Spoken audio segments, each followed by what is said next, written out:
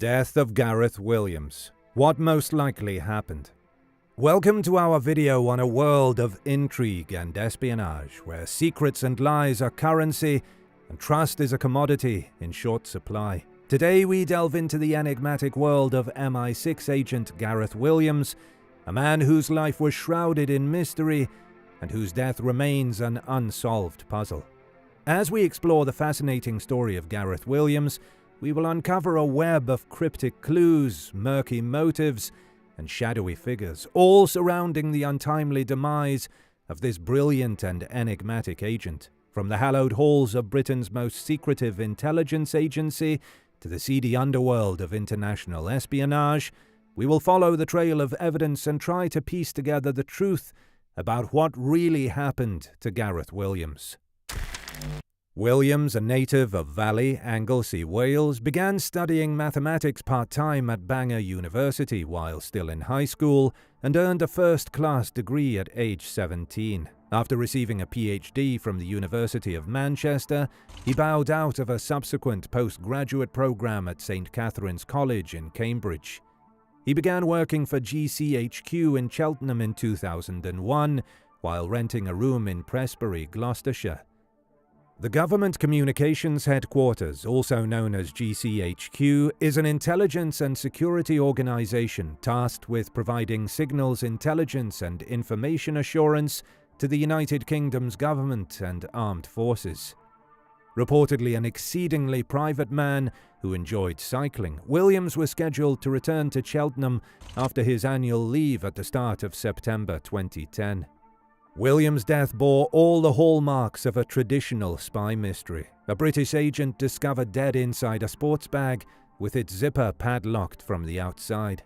Was it a self-inflicted accident or a murder of an MI6 agent by his own or foreign agents? This uncertainty is why this was one of the most puzzling and intricate unsolved murders in recent history. A case beset by contradictions and mysteries, blurred by secrets and lies, and revolving around a man who was himself a mystery. Williams, age 31, was a brilliant mathematician and codebreaker at the Covert Communications Surveillance Station, GCHQ, in the United Kingdom. Williams' work was believed to involve cyber-terrorism and was classified as top secret. He was nearing the end of a one-year assignment to MI6, Britain's Foreign Security Service, when on August 23, 2010, his naked, severely decomposed body was discovered in the bath of his apartment on the top floor of an MI6 safe house. The peculiar characteristics of the crime scene made the police's task nearly impossible from the beginning. Even though it was the middle of summer, the maximum setting of the apartment's heating system had been left on, hastening Williams' decomposition and making it impossible for the pathologist to determine the cause of death. The absence of DNA or fingerprints in the bathroom and on the bag was even more bizarre. How could Williams have sealed himself inside the bag without leaving forensic evidence behind? There were no clear indicators that he had struggled to free himself from the bag. The circumstances were so bizarre that seemed unlikely. Detectives were left with the overwhelming belief that Gareth Williams was assassinated. The fact that the front door to Williams' apartment was locked from the outside heightened the detectives' suspicions, indicating that someone else had been present before their arrival. Whoever they were, had they cleaned up the crime scene?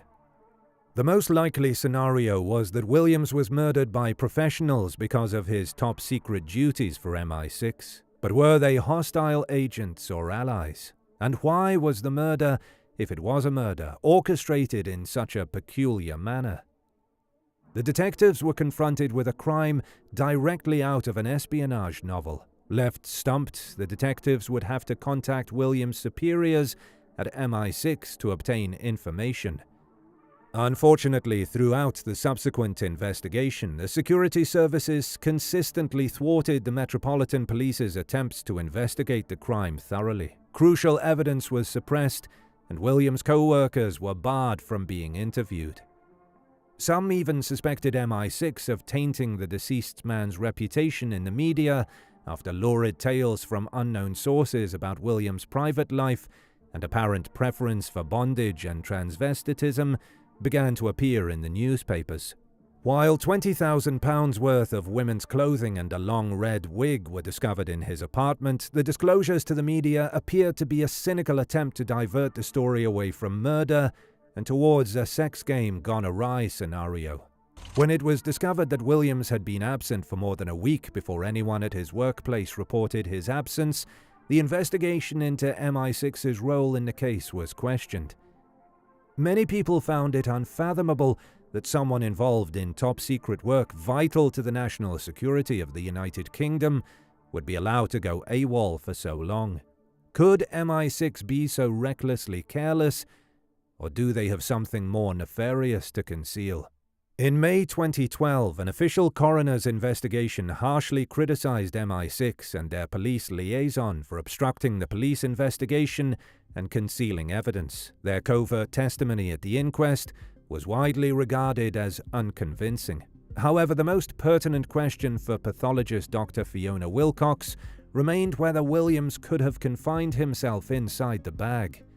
Hundreds of attempts were made to duplicate the feat using experts in confined spaces. These professionals tried to duplicate the feat at least 400 times without success. Based on this and other evidence, the coroner concluded that Williams' death was likely the result of criminally mediated actions by a third party. Consequently, the Metropolitan Police reopened the investigation and re-examined the evidence for over a year. In November 2013, Deputy Assistant Commissioner Martin Hewitt stated to the press that his investigation had reached the controversial conclusion that Williams' death was most likely the result of an accident, while also acknowledging the many voids in their knowledge of the case. This delayed reversal of the inquest's findings did little to convince the public or Williams' family that his death did not result from foul play. There are still unanswered issues, including the most significant of all. Was Gareth Williams assassinated? This is where you, our Bad Things crew, come in. We will show you the evidence for and against Williams being murdered, and would love to hear your opinions in the comments section. The evidence for the cleanup. Some early detectives on the case were convinced that the crime scene had been dry cleaned, which is security service lingo for eliminating incriminating evidence such as fingerprints and DNA. Former Detective Chief Inspector Colin Sutton was among the first officers to arrive at the scene. He later said, "I remain convinced the flat was tidied up after his death." He would add, "That may have been to protect national security, or it might have been something more sinister. If that's the case, then it could have been the perfect murder." Besides Williams' fingerprints and DNA, no other fingerprints or DNA were discovered in the apartment. Curiously, no fingerprints or DNA were found in the bathtub where the corpse was found, coiled up in a sealed red sports bag. Williams' corpse was discovered unclothed, so it is difficult to imagine how he could have placed himself in the bag without leaving DNA or fingerprints in the bathtub. In addition, no fingerprints or DNA were found on the bag's zipper or padlock, which Williams would have had to manipulate with great force. Williams was not wearing gloves, making the absence of fingerprints impossible. The absence of forensic evidence was not the only factor that hindered the detectives' investigation. When the authorities arrived at the apartment, they were astonished to find the heating on high, even though Williams had died during a hot summer. The excessive heat expedited the body's decomposition, preventing pathologists from determining the cause of death. The coroner shared the opinion of some of the on-scene detectives that this was another attempt by an unknown third party to obliterate evidence. An added disquieting piece of evidence appeared to indicate that the crime scene had been cleaned up. When Williams' body was discovered, his phone was lying on a table. Detectives found that it had been reset to factory settings just hours before his death. At the inquest, coroner Fiona Wilcox was particularly concerned about this, saying that the phone may have been used to arrange a meeting with Williams' murderers and wiped after he was killed. How did he manage to secure himself in the bag? So much of this most perplexing of cases revolves around whether Williams could have actually confined himself inside the sports bag. William Mackay and Peter Faulding, two specialists in confined spaces, oversaw many reconstruction attempts for this purpose. They tried to confine themselves into the same style of red North Face duffel bag in which the body was discovered over 400 times. Neither was able to duplicate the achievement. We got close, but close is still far away. That was based upon hundreds and hundreds of attempts. Maybe if we had tried it 2,000 times, we would have done it. I don't know, but there were two of us, Mackay said. Faulding stated during the investigation, I believe he was placed in the bag by a third person. The absence of traces of struggle may be a more pragmatic reason to question the accident theory. Why had Williams not tried to escape if he had confined himself in the bag as part of a sex game and then realized he was trapped? There were no visible traces of damage to the bag or zipper, and Williams was coiled up in a position described as peaceful. MI6's delay. Although the precise nature of Williams' work at MI6 was never disclosed, it was widely known that he was an expert code breaker engaged in top-secret, vitally important national security work. It has been hypothesized that he worked with terrorist communications and cyber warfare. A week before his body was discovered, on August 16th, he was scheduled to lead a meeting with his MI6 colleagues at their London headquarters in Vauxhall Cross. Williams never appeared and had been absent all week. Unbelievably, no one at MI6 reported him missing. Not until Friday the 20th did his primary employees at GCHQ sound the alarm.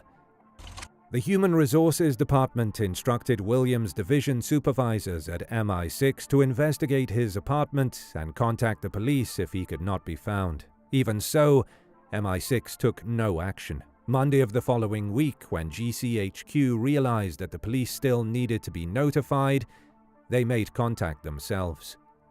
Professor Anthony Glees, director of the Centre for Security and Intelligence Studies at Buckingham University, would say, "It should be stressed that it is standard practice in our secret agencies that if somebody is not at their desk within an hour, a search will be made for their whereabouts. Someone working on national security, like Gareth Williams, does not go missing."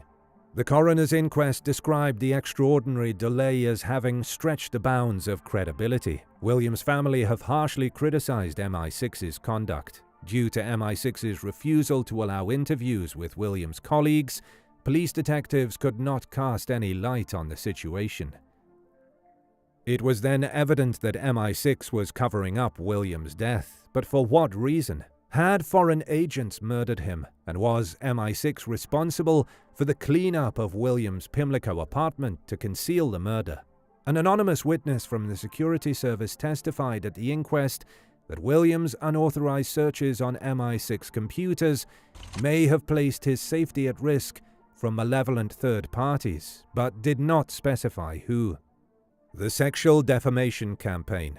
Synced with the beginning of the police investigation into Williams' murder, the sexual disclosures began. Anonymous stories about his private life started to appear in the media, along with salacious allegations that his death may have had a sexual motive. Based on limited evidence, some rumors claimed that Williams was homosexual, a transvestite, and into bondage and S&M. The lead investigator, Detective Chief Inspector Jackie Sabaya, acknowledged that the disclosures had diverted her team's attention from genuine lines of inquiry. More malicious allegations proliferated in the press that bondage equipment and male escort phone numbers had been discovered in Williams' apartment. A report even claimed that Williams' phones had been arranged in a ritualistic manner. All these stories proved to be completely false. Coroner Dr. Fiona Wilcox ruled out a sexual motive for the murder and stated that Williams was not a transvestite. Wilcox hypothesized that the disclosures were unscrupulous attempts to manipulate evidence and divert the investigation from the intelligence services. Crispin Black, a former intelligence advisor who attended the inquest, said that the sex game gone awry scenario is a popular method for intelligence agencies to conceal assassination. Disposing of an enemy and making it look like a perverted fantasy gone wrong is in the training manuals of every spy agency, from MI6 to Mossad, he said.